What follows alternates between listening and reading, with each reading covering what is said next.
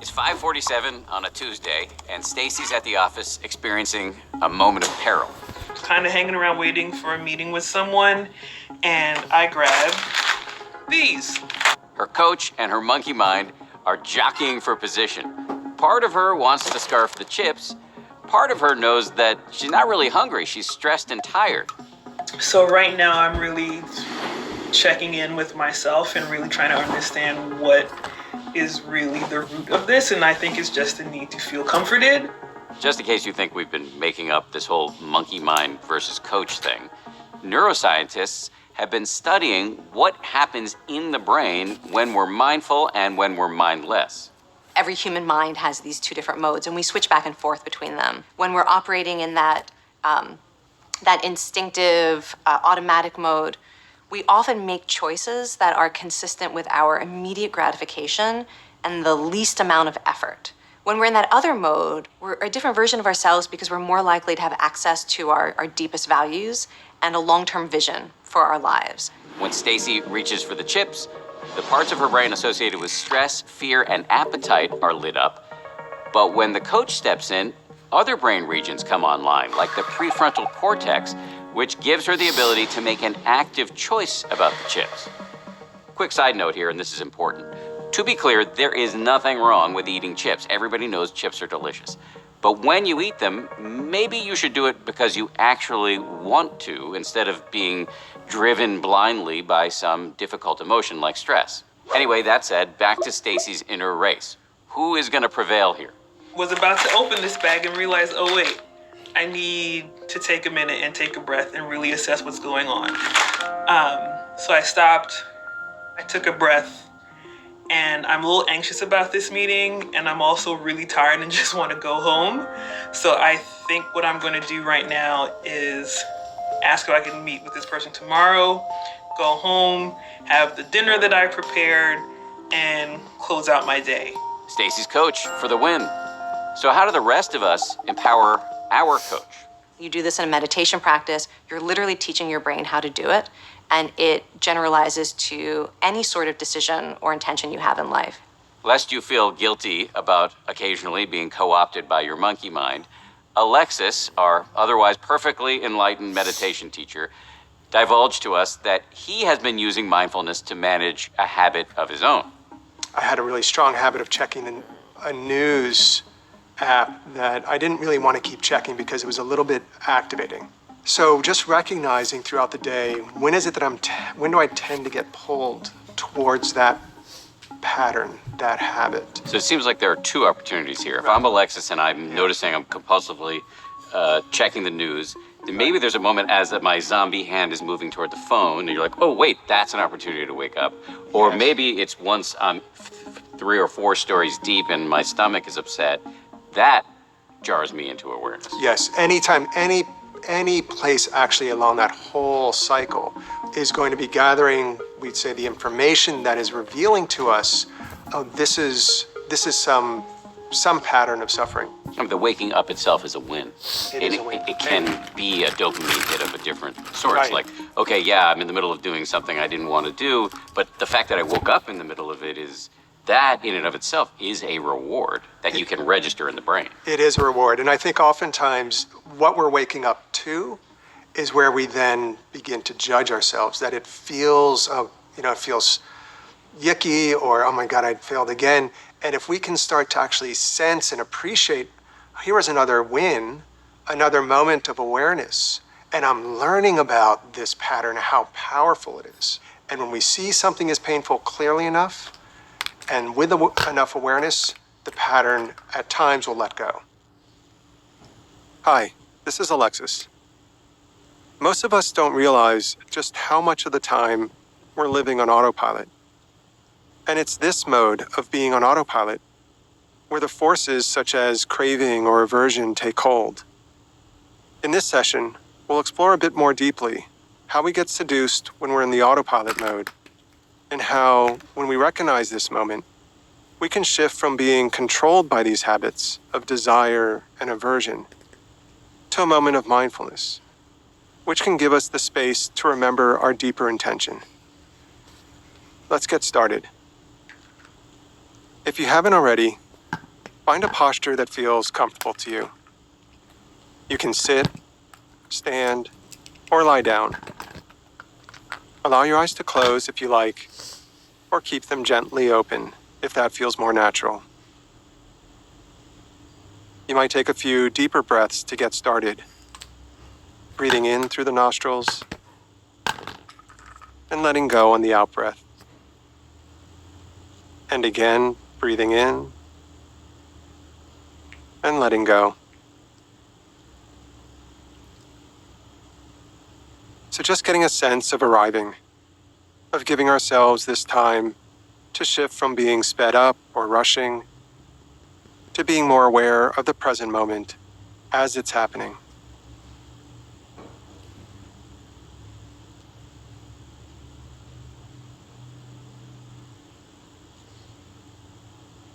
Bringing attention to the body, feeling the weight, allowing the shoulders and arms to settle, feeling the weight of the hands.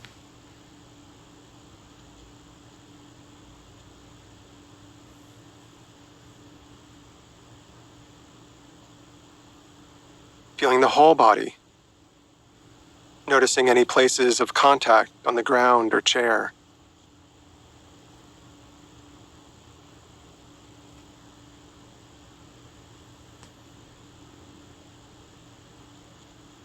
And just noticing whatever feels predominant, bringing awareness to the present moment, noticing how the body feels, or being aware of the natural movement of the breath flowing in and out.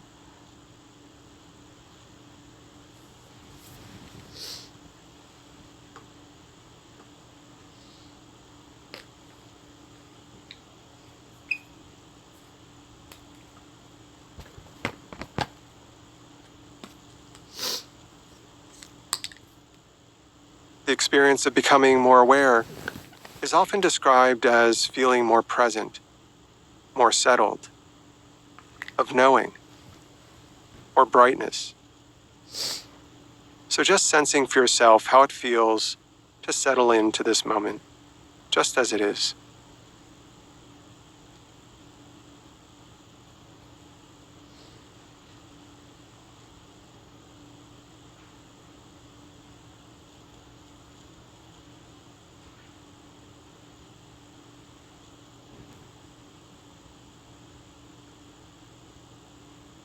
For a moment, bring to mind a situation where you can see yourself being pulled away from the healthy habit you'd like to cultivate.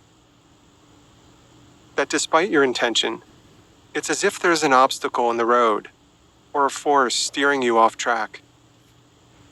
Imagine the moment when you are about to head outside for a walk or sit down to meditate, but feel pulled instead to another snack or the TV or phone.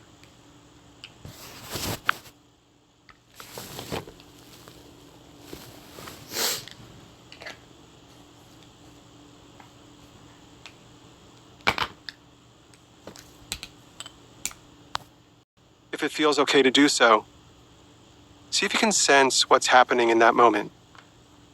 How do you feel? Are you feeling settled or sped up? Is your attention narrow or spacious at that time?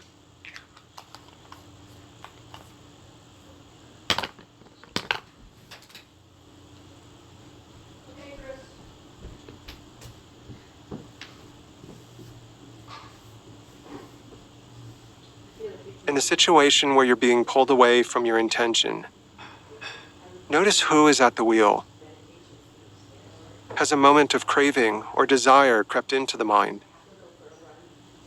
Or maybe some form or other of dissatisfaction is there, and the resistance or aversion is looking for a quick fix, bringing a sense of curiosity and interest to what happens when the mind is on autopilot and these forces take over.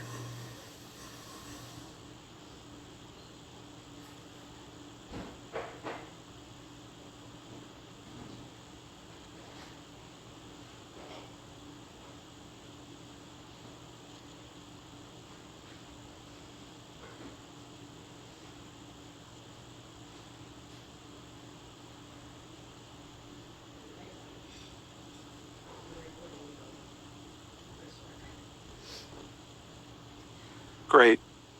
And now imagine the same situation, where you might have gone on autopilot for a moment, being steered by craving and wanting, or some form of resistance.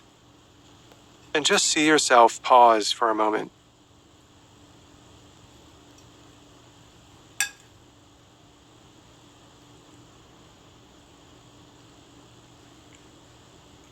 You might see yourself taking a deeper breath, of becoming more aware of your body, of the space around you.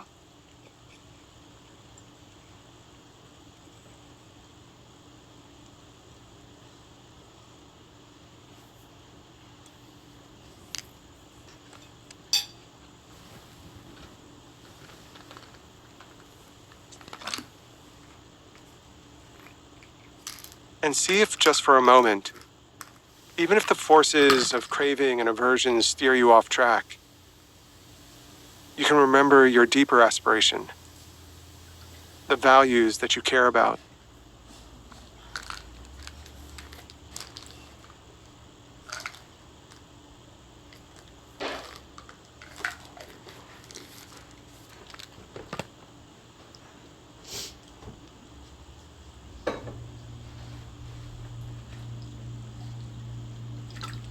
And then reflecting for a moment how it might feel if in that situation you were simply able to pause, notice the forces that were leading you away from your intention, and then make a wiser, more intentional choice.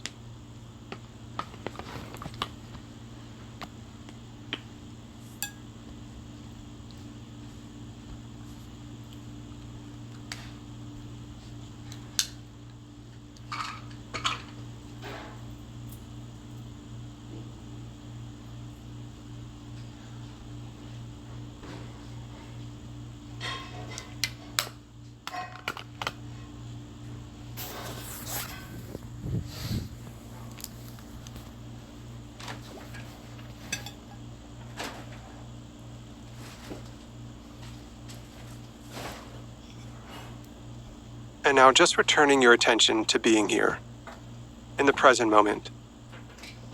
Noticing in this moment how you're feeling. Bringing awareness to the body and the body breathing.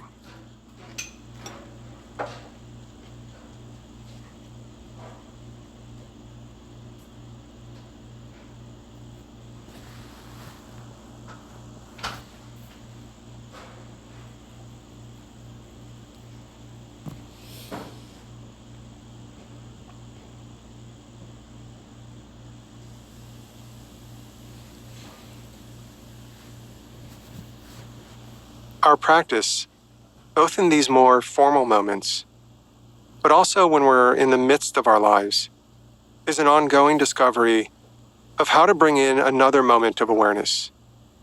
So particularly when we sense we're in autopilot, and the habits of wanting and desire, or resistance and aversion have taken the wheel, we can get curious about that moment, pause, and becoming aware again, reconnect with our values, and then see what happens. When you feel ready, you can allow your eyes to gently open if they have been closed, and begin to reconnect with the space around you. Good luck in your practice, and see you next time.